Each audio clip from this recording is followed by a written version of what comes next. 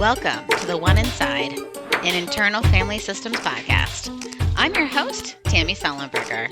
On today's podcast, I chat with Ty Cutner about being with his exiles and the demo he did with Dick.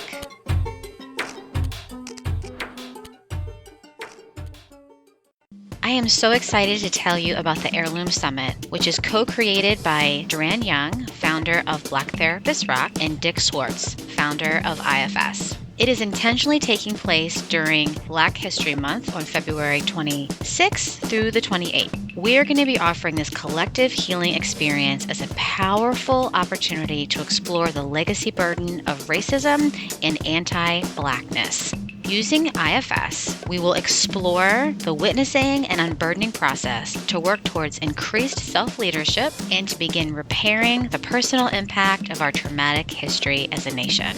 Stay tuned for a link for the listeners of the One Inside podcast so you can receive a discount when you register. Hey everyone. I am so excited about today's episode. So first of all, let me say that I wasn't sure if I could get it, but I ended up getting the demo that Dick does with Ty, that Ty talks about throughout this episode. He actually talks about the two exiles that he meets through the demo he did and then the work he's done since then. So I was able to get the demo, which I'm really excited and really thankful for Dick. This is a demo that you would only see if you were a part of the continuity program and if you paid for that and the IFS Diversity and Inclusion workshop. So it's super awesome and generous for Dick to give it to us for free. So the link for the demo is on the show notes. So definitely check that out. The other thing I want to say about this episode with Ty, this is part of the Heirloom Summit series. It's the next to last episode, so there's going to be one more episode next week. And Ty, I feel like this episode is different than any other episodes I've done because a couple of things. One, we really just kind of keep talking about Ty's story. And, I kind of do that, but Ty's story is weaved throughout, and we keep talking about these two exiles that keep coming up. And what gets triggered in me, which I think I speak for, and you probably will be able to tell, is this mothering part that just really will not unblend. And I don't even realize I'm in it until I'm listening to it later. And I'm just like, oh my gosh. And then what I've also noticed is all of my interactions with Ty, this mothering part comes out. And so I'm just really just noticing that and just curious if that happens for you as you listen to this episode with Ty. But I really appreciate Ty just being so vulnerable. His story is painful, but really beautiful. We start off with his experience with an ice bath in Maine and these lessons learned. The audio is really tweaky. We have a bad connection. I deleted a lot of those moments. So I know a lot of people sometimes when you're listening to a podcast, it's just audio. And so if the audio isn't good, sometimes it could it turns you off and you want to turn it off. So I did my best. It's the first 8 minutes. So it's a little bit wonky, but after that, the audio is totally fine. So just FYI about that. At the 30-minute mark, Ty shares his thoughts about racism, which I think is really interesting. And then 40-minute mark, Ty talks about his experience coaching men on their image and share why he's so passionate about this. You can connect with Ty on Instagram and Facebook or on his Image Coach website. You can connect with me at IFS Tammy on Instagram and Twitter and on Facebook at the One Inside Facebook page. Enjoy.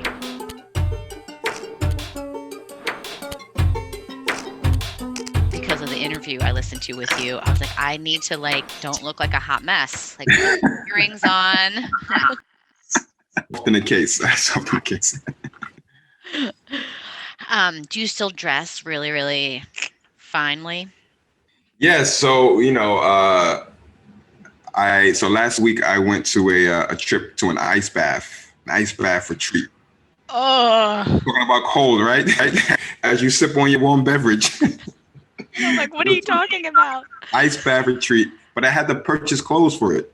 I didn't have the coat that I'll wear in the wintertime. If it gets real cold, it's like this anklet cashmere coat. I can't wear that up there, so I had to get a ski coat. I had to get I don't have any jeans. So I had to get pants for that. I have boots. So I had to buy clothes for that type of occasion. So yes, I'm often still dressing pretty well if the weather permits. I love it. So did you did you get into an ice Yes. bath? So Was it a rich? Yeah, tell me what happened. It's a quick story, right? So Yeah. we're gonna get into this in the podcast, but I currently now I'm helping guys who are going through divorce, separation, cheating, whatever the case. So I'm helping them. I take the enrollment calls and get them into the program. So several guys go to the program.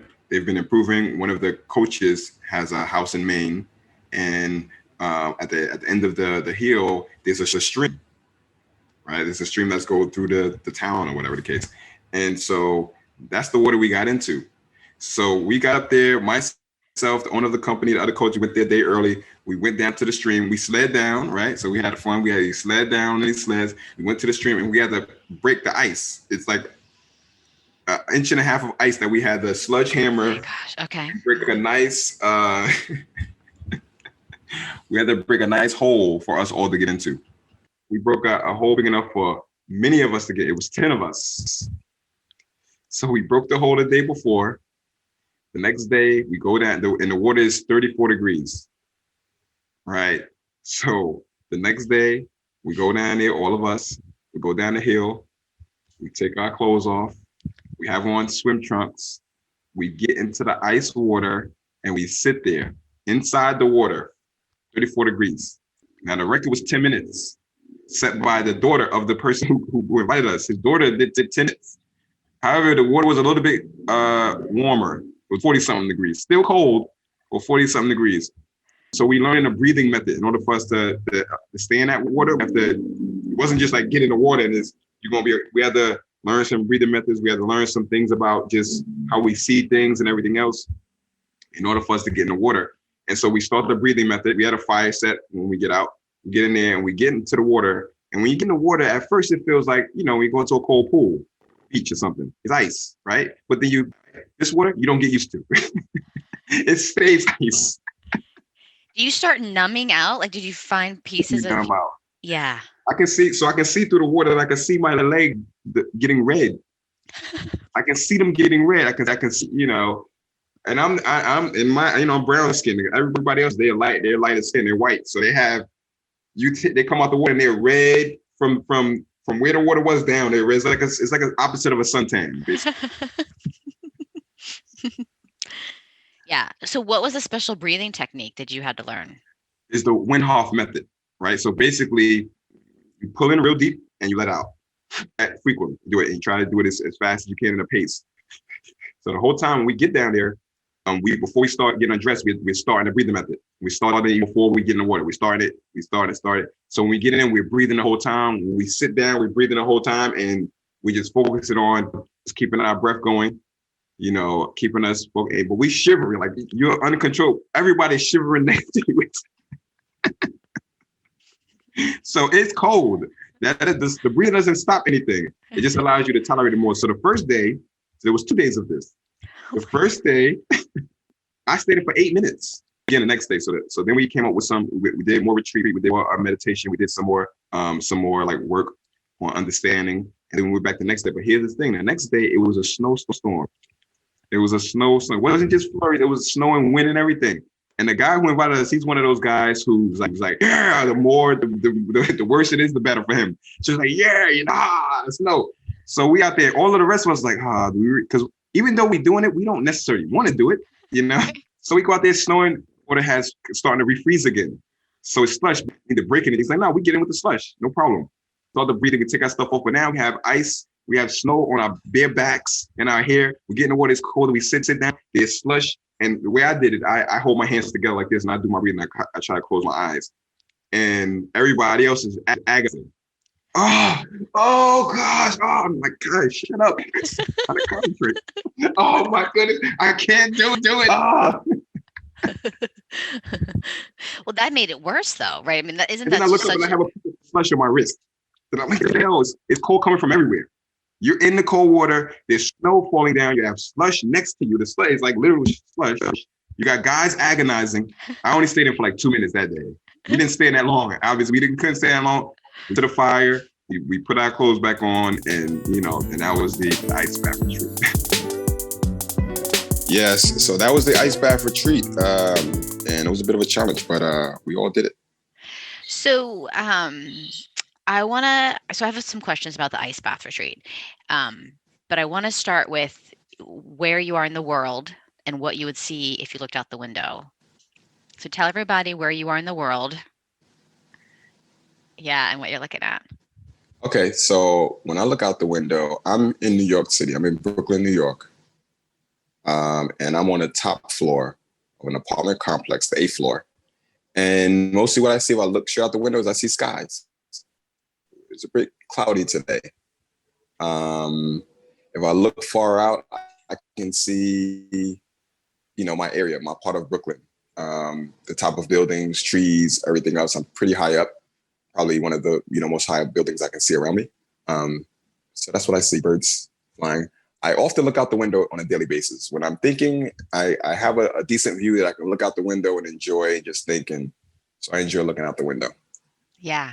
Yeah, that's good. It didn't snow there. It snowed here today. So it didn't snow. So I'm in New Hampshire. I'm close to well, who knows where you were in Maine, but I'm in New Hampshire. So you drove through us. Okay. Yeah. Oh, nice. Nice. Yeah. So we were in, was it Alpine? I think it was Alpines. Yeah, Alpine. I mean, it was probably like somewhere in the middle. Oh, But wow. it snowed here yesterday, but it was just flurries. It just snow on the grass, but it didn't really stick too much. Yeah. It snowed just enough to be pretty because it had in that winter, it gets sort of just like gross and cloudy, right? And overcast and just like, but at least if it snows, it's like, okay, well, it's pretty. It's sort of winter wonderlandy. But yeah. Mm-hmm. Yeah, but I would not, people will sometimes do those penguin plunges where they like run in the ocean but they run in and out, right? They're in and out and then that's it. But I've never done anything like that before. So tell me about my guess is for these men and for you that are coaching these men who are going through transitions and feelings of loss, and tell me how the ice bath helps with that, with sort of all the stuff they've got going on. Mm-hmm. So the purpose for the ice bath is to show you that you're in control, that you can do things that you may not want to do. There are ways for you to get over things. There are ways for you to, forge through. There's ways for you to identify parts of yourself that you may not have access to. And so these are the techniques that we were learning. So we learned the breathing, but we also did an exercise where we went through and kind of rediscovered how we see the world, right? We went down into how, the things that are in our world that exist, that we have in common with, the fact that everything that we can see exists. That's the one thing we have in common, right? Also that our thoughts exist, but our thoughts are not us.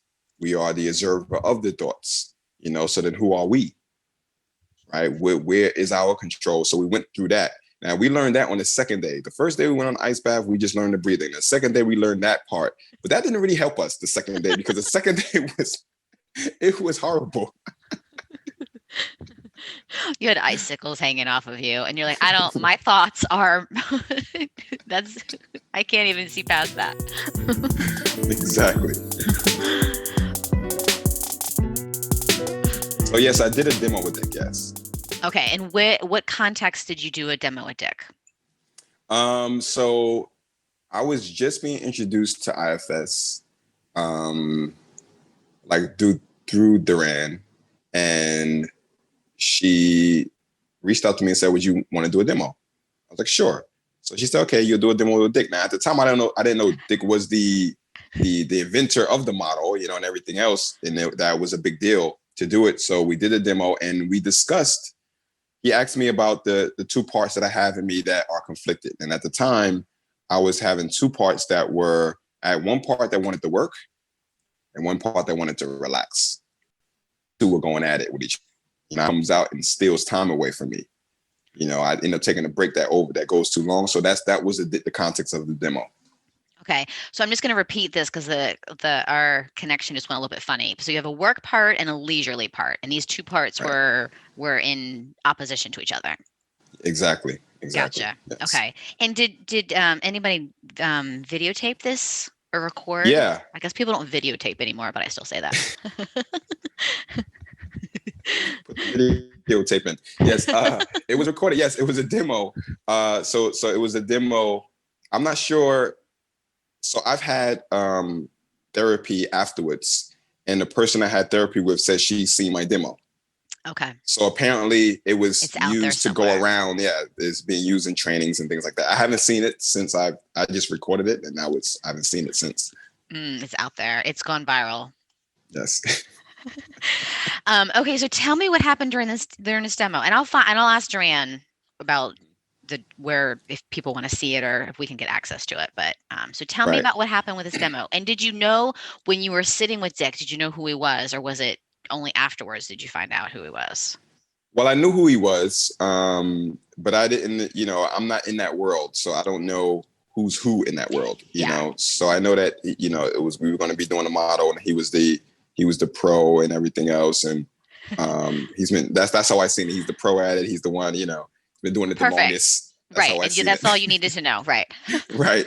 So we did the demo, and he asked me, is there anything right now in your life that you feel you want to work on, and anything that you feel is troubling you? And that's what was happening at the moment for me. Gotcha. And so as an entrepreneur, it's important. I set my own schedule. I'm my own boss, so that's where it kind of gets a little wacky, but I also want to relax and hang out and have some free time. And, and these parts, sort of the part that the leisure part, when he's having leisure time, the worker part makes him feel guilty. Like you shouldn't be relaxing so much. What are you relaxing for? But then if I work too much, the leisure part steals time away. Yeah. Finds a way to get something. It takes the lunch is like lunch is supposed to be 45 minutes an hour, and it ends up being 2.5 hours. You know what I mean? So yes. that's what Yes. happens. Yeah. And then like you're right, I love how you said that because he steals sort of that part of you steals it away. So you're not being really intentional about like, hey, I'm going to take 2 hours and I'm taking a nap and I'm going to relax, but it's sort of the stolen time. And then you're like, wait, what happened? What am I doing? Like, yeah. Yeah, that happens to me too. Right. So in the demo, the conclusion was that Dick got me to get to speak to each part individually and find out what they wanted. The IFS model, find out what the working part wants, and why does it not want the leisure part? Why are they at odds with each other? And what the fears are around that. And so that's what we went into. The fear for the working part is that we'll slip back into old habits, old lifestyles, and there were things in my past that I worked out of, and it doesn't want me to slip back into those things. And it felt like the reason why I was in those bad places is because I relaxed too much, played too much, didn't work enough, and my leisure part, it didn't want me to lose myself in work, because it was saying, if I work so hard and we start having a success, will we ever come back? What are we going to do with the success if we don't know how to play, if we don't know how to relax? So it wanted me to chill out. It wanted me to take time. It wanted me to let my hair down a little bit, and so we came up with a system where they would share the day. The working part gets these hours. Like when should it working out? You get these hours, and then leisure part, he gets his time. Yeah. Can they agree to that? That's what can you guys both agree to that? And it's like, yes, we can agree. We like that idea. And that was the conclusion. So that was my first IFX, like real IFX experience, where I got to see these parts of me be friends, befriended each other. They because they wanted the best for each other. They both wanted the same things. It was just that one was more like an adult, and one was more like a kid. At least that's how they treated each other. Yeah. Did you guys talk about in that demo or even after, did you talk about those two parts protecting a younger part of you that fears either being a failure or being lazy or being sort of, was there another younger part? I'm making sort of like a triangle with my hands because I often think of like those two polarized parts. That's what we call an IFS, right? So two polarized parts are protecting the same exile. So does that language sound familiar? Yes. Okay. So did you ever come to find who even maybe younger that they were protecting? Yeah, so I've done much more work with Duran actually on younger parts, discovering younger parts of me that are being protected in many different situations. And yes, so we've discovered there's a part of me that is 8. I actually have a picture of him. He's 8, and I know where he's in. He lives with my grandfather, because that's where I was when I was 8, and he's alone because my grandfather is old. Not old in a sense where he can't move around, but I'm a kid and he's in his 50s, and so he wants is 50s old now? Well, when you're when 8, you're 8, a 50-year-old is very old, When you're 8, 30-year-old is old, That's true. Okay. So Okay. Well, he's and old. a 50-year-old to have an 8-year-old as a kid, right? Like that's hard for someone who's 50. Right. And I want to be a kid. I want to play. I want to go around. But he doesn't. I'm the only kid. Yeah. I'm the only kid. And so I can't run around, can't jump around, have to be good, have to be quiet, have to relax. I remember one time I was sitting in a chair watching TV, and my grandfather came into the room and told me to relax. And I thought to myself, what more could I be doing to relax even further than I already am? I thought to myself, how can I relax more than this? I actually tried something. I did like I closed my eyes. So that's part of me. That part of me is a part that is the introverted, closed off, quiet, part. And that part is connected to a lot of like loss and like sadness and stuff like that, because I was with my grandfather because I wasn't with my mom because she was having her issues, drug addiction and stuff like that. So, and when I was with my mom, different parts of me would come out. Parts that can play and have fun and joke, and like she encouraged that part of me. She encouraged the more outgoing part of me, and my grandfather didn't encourage that. So I was very two distinct polarizations when I would be in those two households. Wow. Okay. And so isn't that so interesting, right? Because parts of us learn how to survive. And so parts of you were like, this is who I can be with my mom, and probably were so excited to be with mom. And then parts of you were like, this is how I have to be with grandfather. This is how I should survive. So these two parts just became even more extreme. Right. Yeah. I love that you're with both of them now. Yes. The IFS model is great because at any point I could just go back.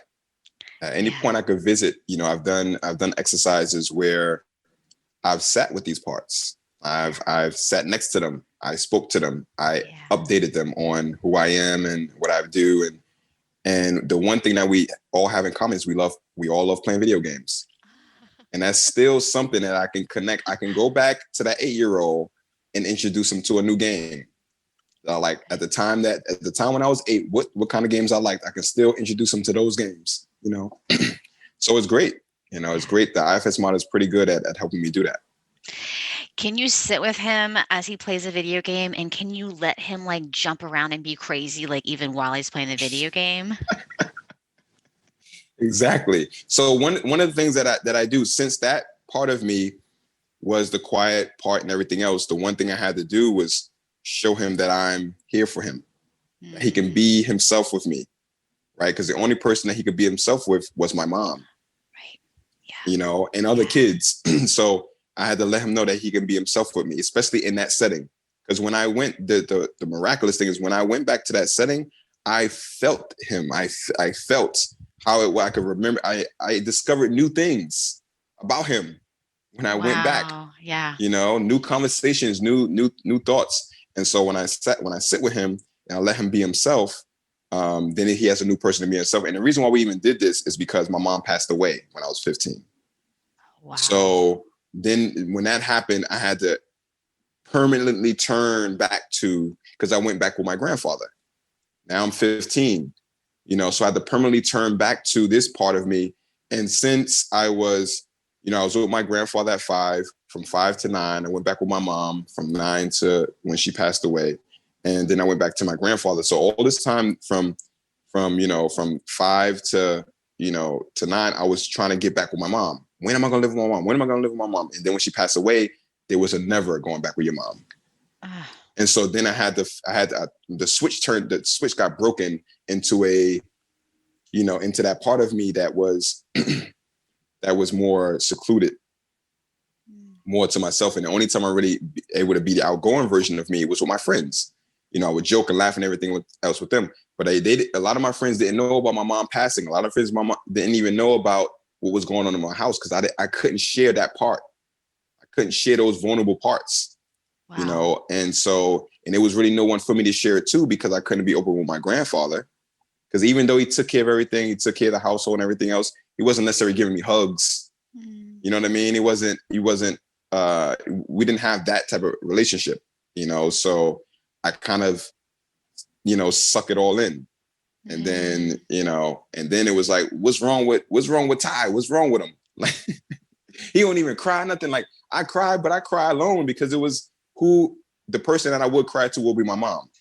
But then she wasn't there. So that's the reason why we even went down the IFS road of identifying who that kid is, how he is, how he's feeling. I've sat with the 15-year-old version of me who had to become an adult at 15. He had to, because I had a sister who's younger, and I kind of had to, take charge in the household. Even though there was my grandfather there, I kind of had to be the middle person, to make sure that he's doing right by us, make sure he's doing right by her, financially and everything else, and make sure everything. I had to be that buffer between the two of them. So yeah, it was a lot of challenges there. Have you been able to, has that 15-year-old been able to cry with you?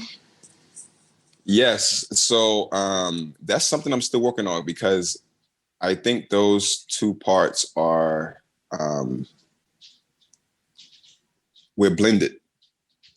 So anytime I think about, I've sat down and driven around. So, and we'll probably get into this at some point, but I became a COO and I was mentoring teenagers, right? So I'm pretty good at speaking with youth and everything else and uplifting youth. So when I had a session where I was just driving, and I just imagine my 15-year-old me sitting in the passenger seat and me just driving through our own neighborhood where he lived during that time and just talking about current times and what we do now.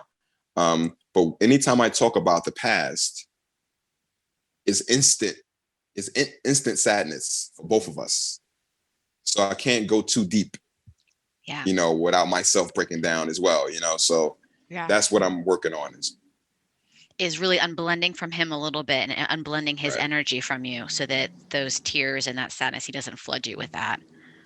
Yeah, because I don't think anyone has ever spoken to him about, because the thing is that the sadness was great. It was a great sadness, and no one knew what to do. No one knows what to say to a kid whose mom passed away. You know what I mean? No one knows what to say to that. And so how do you even open that? How do you open that door? Do you feel like you don't know what to say? Like sort of people didn't know what to say to me and I don't know what to say to him? I know what to say to him. It's just that when I think about what he's going to say back, I could feel myself saying it too. Yeah. Like, I feel like I'm very, that part of me has stayed with me, like a big part of it has stayed with me. And up until very recently in my life, that I even realized that I need to go back to that part. Yeah. So this is all still brand new to me, even to fathom that that's something I can do or should do. Yeah. So it's still pretty fresh. And those emotions, they're very fresh too. They're like right under the surface of me at all times, I feel like. Right. Are you in like IFS therapy now, or do you check in with Duran to work with this kid? So I was in therapy. The person wasn't an official IFS therapist, but we did do IFS work. So we discovered more parts. I've had several sessions with Duran. Currently, the last session, has been a while since I had my last session, maybe a few months. But I have had several IFS sessions on that part. And I've also had some homework. Here, anytime you feel like this, you should spend time with that part, at least, this time. So I am doing work on that. I am still working on it. And I have the tools. I haven't went through the trainings yet. So the next training that's available, I will be there. But I have the tools, and I pretty close with Duran, so we speak about it a lot, and I understand a lot of it. And I'm able to see parts. I'm able to identify parts, and I'm able to go back and speak to the parts. So yeah, right. I mean, you have such a good framework. So, right, you have it down, and you're like so close. So there's a part of me that's like, I just want to say, like, the next time you're with this, the therapist mom part of me wants to like help you and take care of you and all that stuff. So I'm gonna have to ask that part to step back a little bit. So the next time I think that when you're with that, you're driving around and you're sort of checking in with that 15-year-old, he's right there, he's so close to you. Try that idea of just asking him not to flood you, and asking sort of just like you were with your 8-year-old, you're with him and having him, sort of like, I'm with you and I'm hanging out with you, and just have him really like separate from you so that I'm with you, but not flooded. And so you can just ask him not to flood you and see how that helps. And see too, if there can just be a little more space and separation between the two. I'll delete all this stuff out, but of this stupid podcast. But just to see, maybe that will help a little bit, because it sounds like, man, you're like so close to this beautiful healing that can happen for you and for this kid. Yeah. Yes. Is it okay that I'll do that. that? Is that okay? No, I'll do that. It's okay. My son is 10, and I cannot imagine, and he has lots of big feelings. And I think this is the other thing that was coming up for me, sort of podcast wise, is, if it feels okay to sort of shift a little bit, is that I wonder if you were not a Black man at 15, that maybe people would have handled your grief differently, or that you would have been handled differently if you were not a 15-year-old Black male. When it comes to being Black, a lot of what I experience is not so much based on the direct impact from being Black, but it's more so how the families are broken down. Black families are broken down. That's the reason why my mom passed away. That's the reason why my grandfather is there. That's the reason why I didn't have anybody to support me. And even though I may not have noticed that back then, it was when my mom was getting sick and she passed away, it was extremely important for me to be a good kid. It was extremely important for me to get good grades. My grades shot up. I didn't take no time off for school, nothing, because I knew that, because it was one thing my mom is that she had my back. I was in the 8th grade. So she was sick, and when she was sick from when I was maybe like 2 years before she passed away. So in the 7th and 8th grade, I took a lot of time off of school taking care of her, And I remember in the 8th grade, the teacher, the dean told me, if you miss one more day of school, you're getting left back. Okay. And here I am. It's March. So I had to have perfect attendance. And I had perfect attendance. And when it was time for me to go to high school, and I was selected to go to a high school called Automotive. Automotive High School is a vocational school that teach automotive mechanics. But they accepted me. But then when it was time for me to go to high school, they rejected. They recant their acceptance, and I had to go to my zone school. And no one wants to go to their zone school. No one, right? So I told my mom about this, and she went down to the school, raised hell. He's supposed to get here, and she got me into the school. That was the last thing she did for me. At the time I was 14. She passed away the next year, right? So when she passed away, it was like, who's gonna do that? Yeah. Who's gonna look out for me? If I get into any trouble, who's gonna look out for me? Because I knew that things weren't fair per se. Yeah. I knew that not because I see other people, because I see in our environment, we're not looked at like there's a controlling. And my opinion is that racism is not so much about bigotry or discrimination. It's about the fact that there's one group that controls everything. There's one group that controls the schools, the laws, the hospitals, the food systems, everything that we want to get us. We have to leave our neighborhoods to go there and get that from them. So I knew that was happening. And And I knew we were fighting because that's what my mother was doing, fighting. I'm not going to, there was no connect. When she went there to fight for me, there was no connection to the person. It wasn't like a compassionate thing. Hey, can you please? And it was like, you better get my kid, It was that type of thing. It was a battle. And I knew that my grandfather is with me. As much as he would try to, he didn't have the wit to do that.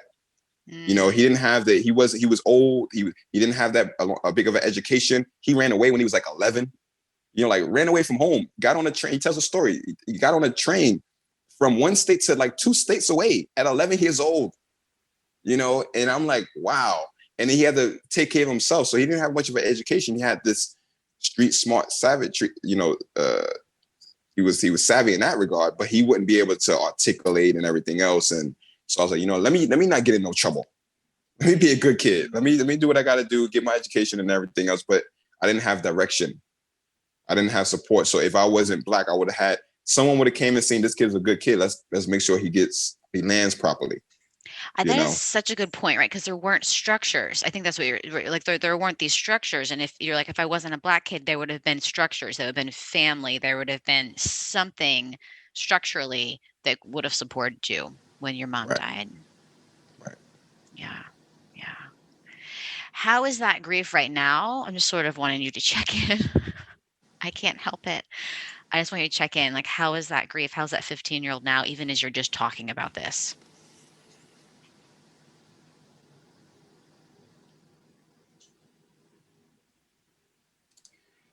The 15-year-old me, when I check in with him, is happy that I am me now. Like he's happy, he's proud that I'm figuring it out. That I land well, that I've made something of myself. He likes what I do. He likes where I'm going in life and everything else. And so it was rocky. It was rocky for him for a while, but he's happy about where I am. And he's also happy that I've come back to see him. He's happy that because it's been a long time since before I started to do the check-ins and everything else. He was happy that I was there to see him. Yeah, that's great. That's great. I mean, I think that's one of the things that's so amazing is like, even if we haven't done, unburdenings with these parts, just going back. And I think that's what I was thinking about this too, that IFS is different. Like we have these memories, but the difference is that we can go back into the memory and be with those parts in the memory in a way that they needed. And that's what's so different. And that's what your part's saying. That's what the 15-year-old is saying is you came and you got me, and now I'm hanging out with you and we're together. And that feels, that's not the end of the story, but that feels like so much relief for this 15-year-old and for the 8-year-old that you play video games with and let him be loud if he wants to. Right. Exactly. Well, there's a part of me that wants to know, like, if you have like structures and supports, and I know you have a little boy, and I'm like, do you have those things now? Like, does the 15-year-old know that you have those things now? Yes. So when I checked in, the first time I checked in with the 15-year-old, I update him on my life and what I've done and what I'm doing and and that I have a son. My son is 11 now. And one of the most important things for me was important for me to be there for him. Be there for him and show him the ropes and spend time with him, have a conversation about the world to him, inform him of these things. Because a lot of stuff that I've learned when I was that young was just my own research. So, now we're in a time where you can Google anything. And a lot of people say, man, you can get any information you want. But the thing is, you have to have the desire to want that information. Because before Google, there was still encyclopedias. There was still books. And I was a guy who was reading encyclopedias. So you have to have that urge in order for you to even use something like Google, And so, but I would do that in isolation. It would be like it was no one for me to speak about I didn't have intellects in my circles. So your friends were like your fun friends. You could be funny, but you weren't talking about encyclopedia reading, and you weren't talking about feelings. Right. So it was very recently, but until very recently, one of my gifts is that I have a great sense of humor. It's gotten me through a lot of situations. It created all my friendships, all of my girlfriends, everything. But it also got me in trouble in times too, you know? And so I realized that there's a part of me that's very intellectual, like to have those conversations. That's the part of me that was at my grandfather's house because I would read books. I would just be by myself. And then there's a part of me that likes to joke and play. That's the part of me that was around my mom. The intellectual part helps me make better jokes.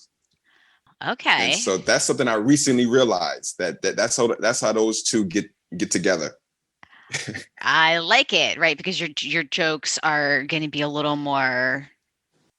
I can't give you a word, but I could paint a picture for the audience. All right. Okay, So here's my favorite jokes. Okay. The joke that I tell you, and you don't laugh right away until you think, and then a second and a half, I see your eyes light up, and then I see you laugh. Okay. Those are my favorite. Those are the jokes that you hit them with the joke. They have to think about it for a little bit, and then they get it. But I already know how the joke is going to land because I've already did it before. So when I tell you the joke, I'm staring at your face. So I'm waiting for the reaction. I'm waiting for you to notice it. Hopefully, let's see if we can get one in today. Let's see if that happens. If we're so lucky. Can we talk a little bit about what you do for a living? And like what your 15-year-old likes that you do? Definitely, yes, definitely. So I'm going to give you not the long story. Clever. Yes, that's the word. Sorry. Clever, yes. So I'm going to give you the story about how I got to where I am. So currently, right now, I am a coach. I coach men, right? So I coach men on their image. So I improve the image. I teach them how to dress well so they can get the life they want, right? But I also coach men out of bad relationships, right? So men who are going through divorce, separation, cheating, whatever the case, I help them move on from that, right? Because men get stuck in it and it ruins their life, right? And if they don't understand why it happened, they end up getting into another bad relationship that continues to ruin their life. So the way I got here is several years ago, I was a bus driver. So I became a bus driver because I was working in luxury retail and I became an entrepreneur. I started doing some entrepreneurial things when I was in my early 20s. And when I wanted to go back to work, the recession hit. And the girl that I was with at the time, she wanted to move things forward. You know, we've been together for a long time. Let's have a kid, you know. I was like, okay. And so in order for me to do that, I have to have a secure job. So I was like, you know, at that time, it was like the best thing I can do is to get a license. Like, I'll do that. I can do that. That's secure. Got that, but I hated every second of it. I hated it because it was, you have no friends, right? Your coworkers are in their own vehicles, their own buses. Oh, right. So you can't mingle with them. And the passengers, they leave. You never see them again, even if you have a great conversation. So I hate it. And then if you're going through any stress, you got nothing but 8 hours to think to yourself about it. You had no distractions, right? So I hated it, but I stayed there. Then fast forward out, my girl is cheating, right? I found she's cheating on me, and it put me to the lowest place I've ever been, right? Like very low. And at some point, I thought to myself, you know, I need to get out of this, and the only way I can do that is by working on me.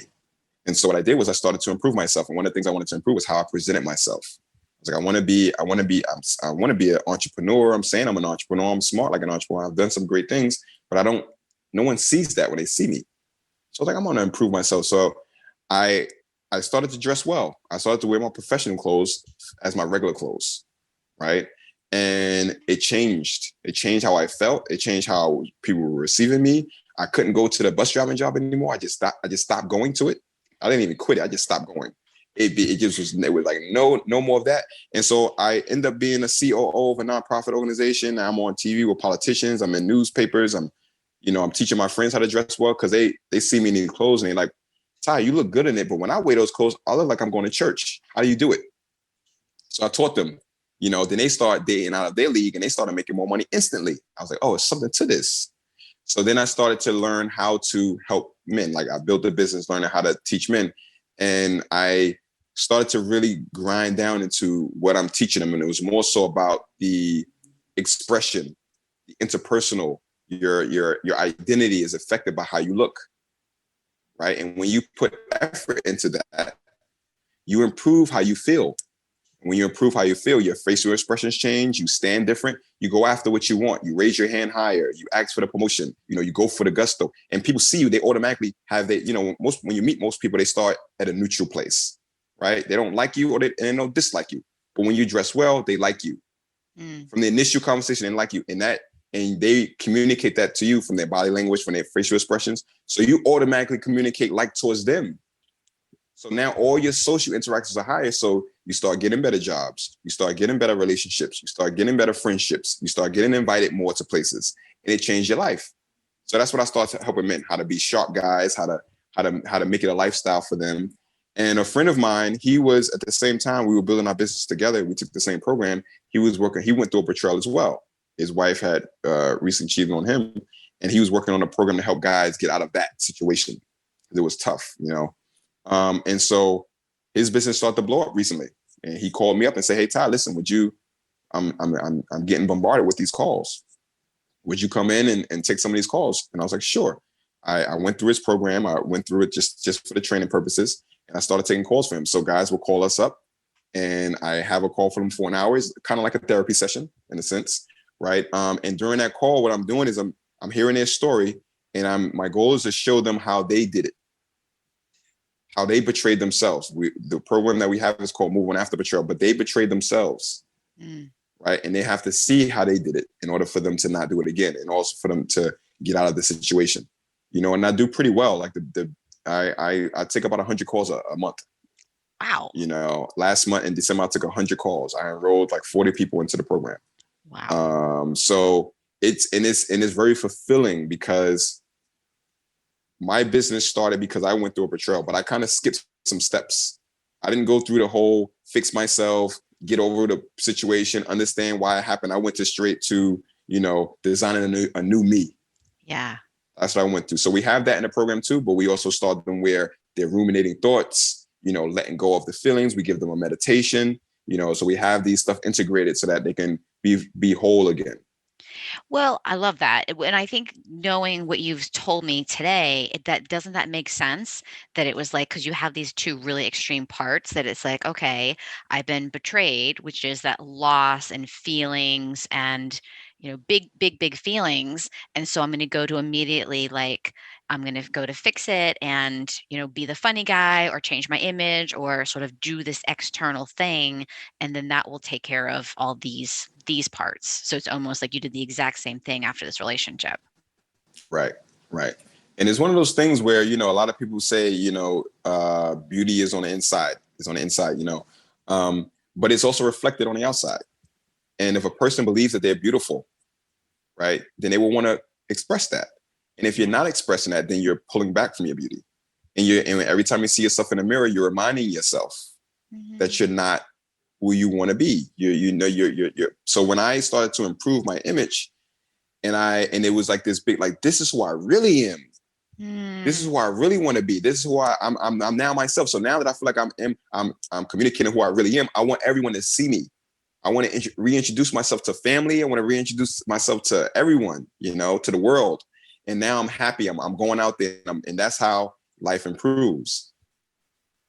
When you have that feeling, and it pulled me away from what I was going through. But now looking back, that was a big distraction.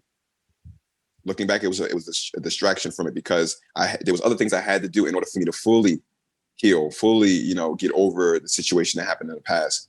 And so that's what I'm doing now with guys. I help guys with that now, and what I do for a living, majority of the time I'm around men. So I connect with men for that business. For my image coaching, I'm involved in a social clubhouse we call the Gentleman's Factory, which is like a social clubhouse for men of color.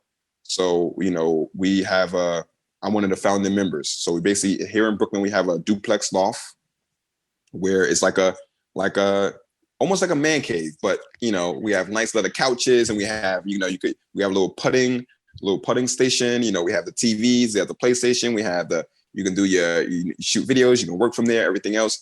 And the place was designed for men who are, very professional men. We have from millionaires to, college students, politicians, these men are isolated in their professions because they're one of the few who look like them. And they did their best to go to the Ivy League school, to do this, to go to, to get all this education and have these great careers, be executives and everything else, but they don't have anyone who looks like them in their profession. So we created a place where they can all come together and be vulnerable with each other, be open with each other. And my goal, I'm here collecting all of these skills. I'm skilled at helping men with their image. I'm skilled at helping men with their relationships. I'm skilled at bringing people together. And my goal is to bring all of these skills to people, bring it to the people. So how can people find out more about you, or if they want to connect with you, or if they want to get involved in what you're doing or have you be their coach? Well, they just reach out to me. My name is Ty Cutner. They can search me. Just search me on Google, search me on Facebook. I'm on Instagram.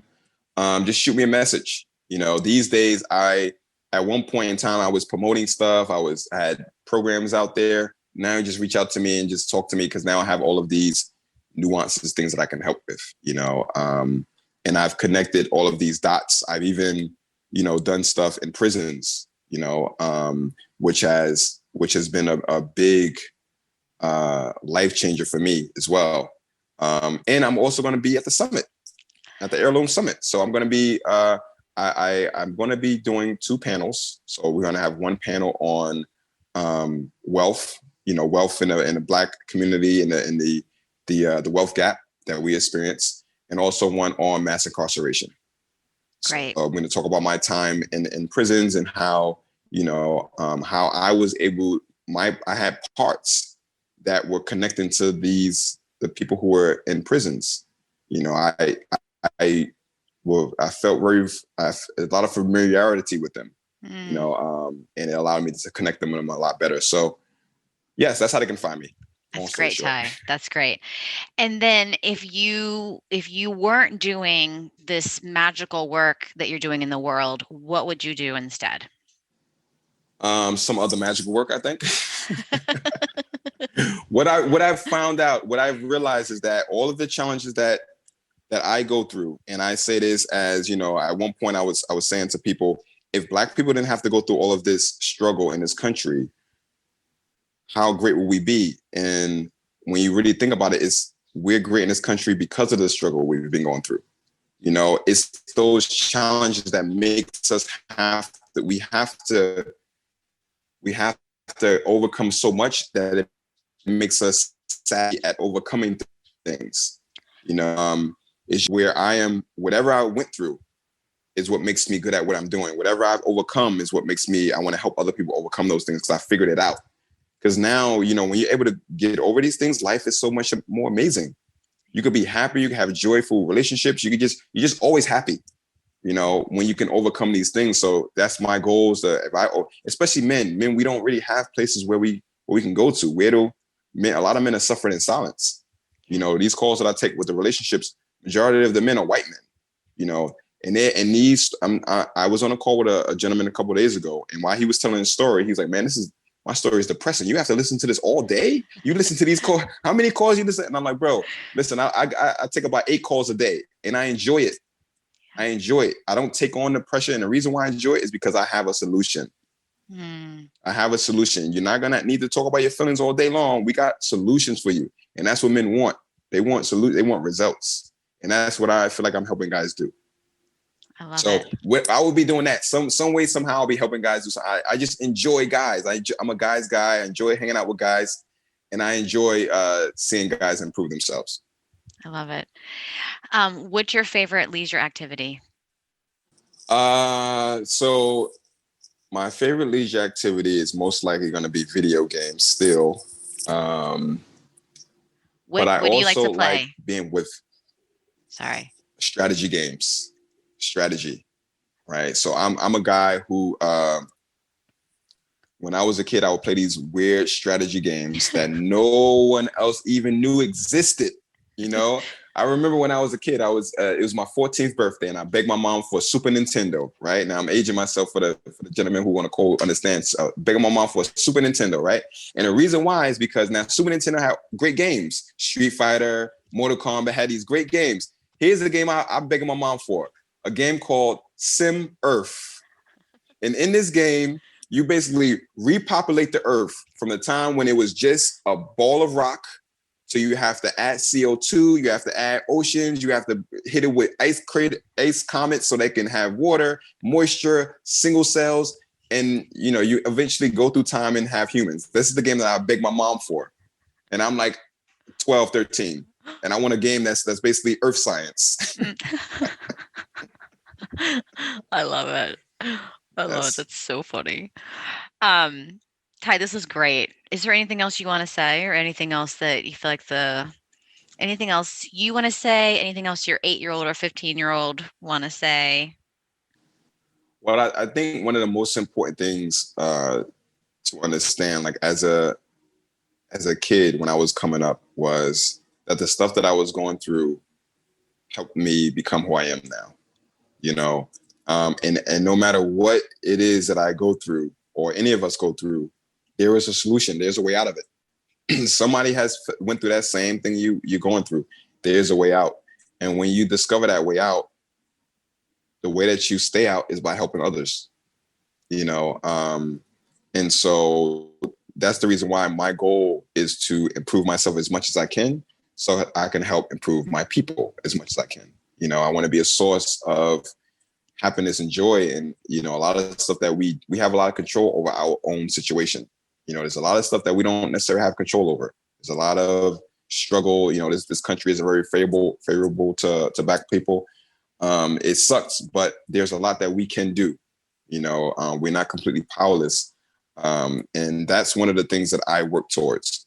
And that's the reason why, like, my 15-year-old, he's happy to see what I'm doing, because he knows that the reason why I'm good at what I'm doing is partially because of him. Yeah. Partially because of stuff he overcame. Yeah. I just worked on it more. I just flushed it out more, but it's because of him. It's because of these situations that I am who I am today, and I can help the people the way I help them today.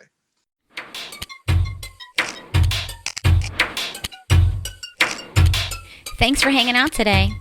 If you liked this episode, make sure you subscribe. And if you really like this episode, share it with a friend and leave a review. You can follow me on Instagram at IFS Tammy, and join our community on Facebook at the One Inside Podcast. Talk to you next time.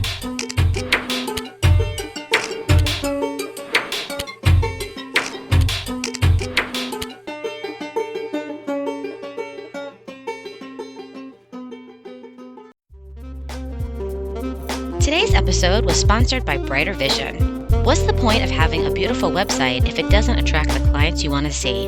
As the worldwide leaders of website design for therapists, Brighter Vision sees this issue happen way too often. A nice-looking website doesn't equate to a successful website. The truth is, your current website might even be turning off potential clients. That's where Brighter Vision comes in. Brighter Vision's team of website designers will create a website that is centered around attracting and retaining your ideal client, so that you can have a nice-looking website as well as a successful one. Better yet, Brighter Vision is offering $100 off exclusively for listeners of the One Inside podcast. To take advantage of this offer, simply go to brightervision.com/inside. Again, that's brightervision.com/inside.